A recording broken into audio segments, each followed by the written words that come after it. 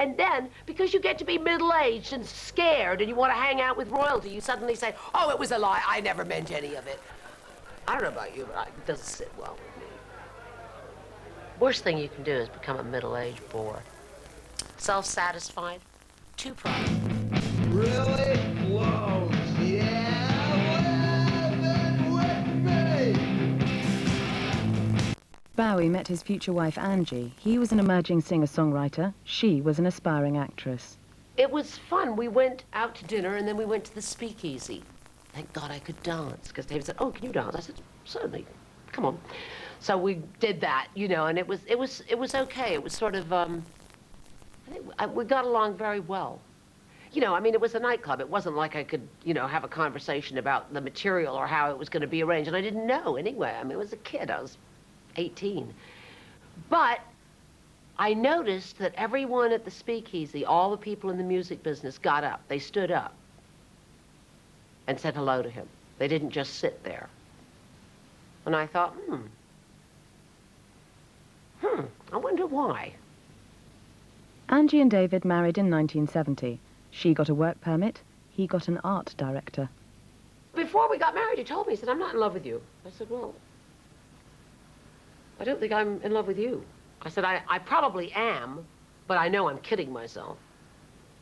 You know, and I could handle that. The pact that we made was that we would work on his career first and then we would work on mine, and then that way, you know, we'd both contribute to each other's success. Angie helped David transform himself from a struggling folk singer into a glamorous rock star.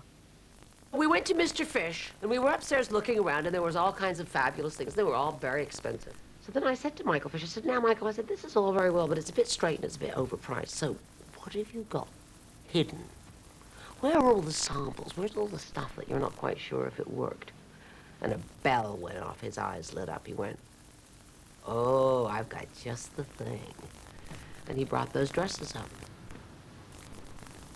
And David was in them in a flash, because, I mean, they were gorgeous. I mean, they weren't dresses at all. You know, they were big, medieval robes, but modern. And it made him look fabulous. He had this long, fucking curly hair. He looked like a girl. So, I mean, it was like, whoa, yeah, baby, they'll notice you. Height of Bowie's success, Angie feared that he was a star in danger of burning out. I kept thinking, what is up with him? What is the matter with him?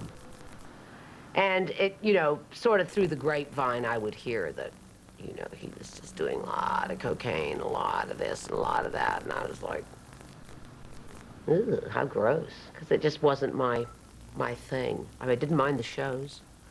I didn't mind hanging out with the band. I didn't mind hanging out with the lighting and, you know, that's what I do, you know what I mean? Do that kind of stuff, so that was fun. But hanging out with David was, the more he got involved in self-destructive behavior, was the only way that you could really ride it was do it yourself.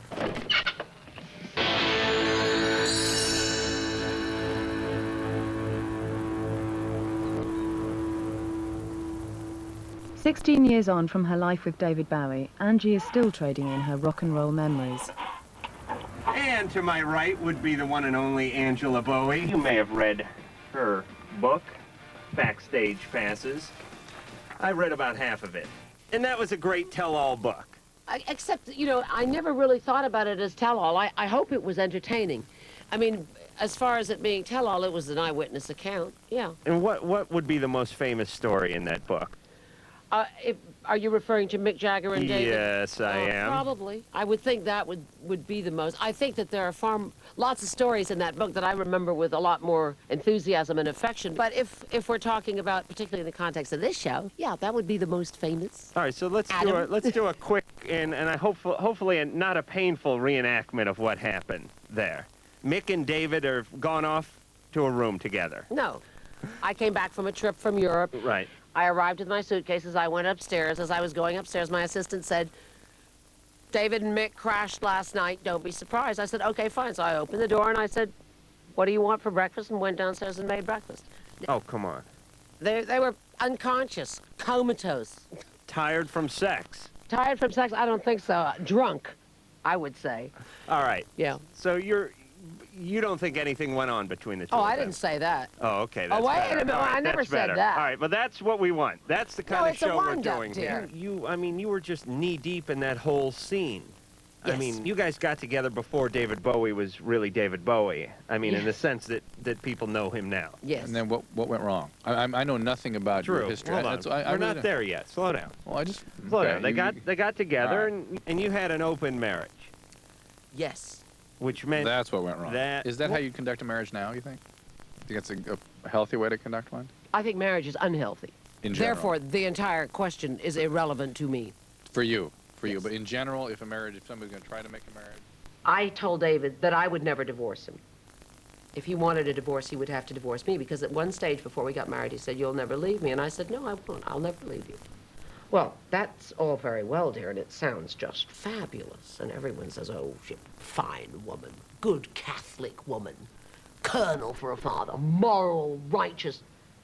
Except you try to get a lawyer to defend your rights in a divorce when you've refused to get the divorce, refused, therefore, to file for whatever those things are that you're supposed to file for, you know, brain mismanagement, maltreatment, whatever. And I didn't want custody of Zoe because I knew that the only way David would stay alive was if he had Zoe. And was it difficult to say goodbye to your child?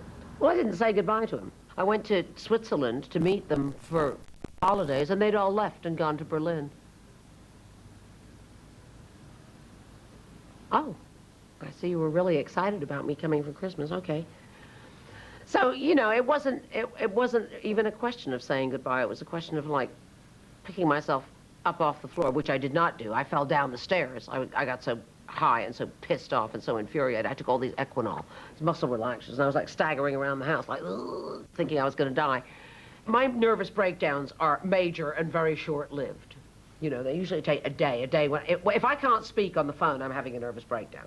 And I'm fortunate, perhaps, to have that, because then it means one doesn't get seriously depressed, like poor people who start to feel embittered or start to feel that their whole life is, you know, not worth living because they've been disappointed by something or somebody. And I never really felt like that. I was disappointed in myself for being a jackass. Settlement. $10 million, yeah, I suppose that might have been all right. Might have taken me a bit longer to spend it. No, I don't think he was not generous. He was just... He's a Yorkshireman. You know, he didn't want to sign the deal with the EMI while I was still in tow and would be available to share and take 50% of it. It was a marriage of convenience. And it was a marriage where it gave him a lot more strength to say he was bisexual and to say that he had had gay encounters and then be able to renege on it totally and say, oh, it was just promotion, it was just propaganda, I was just saying that. He tires me out. I can't stand hypocrites, they really drive me nuts. What was the point of, like, you know, coming clean and saying it and really giving so many kids who are having identity crises some understanding that it was okay, and then, because you get to be middle-aged and scared and you want to hang out with royalty, you suddenly say, oh, it was a lie, I never meant any of it. I don't know about you, but it doesn't sit well with me. Worst thing you can do is become a middle-aged bore. Self-satisfied, too prosperous, and not able to stand up and say, I'm not scared of losing everything because I think what you're talking about is a load of shite.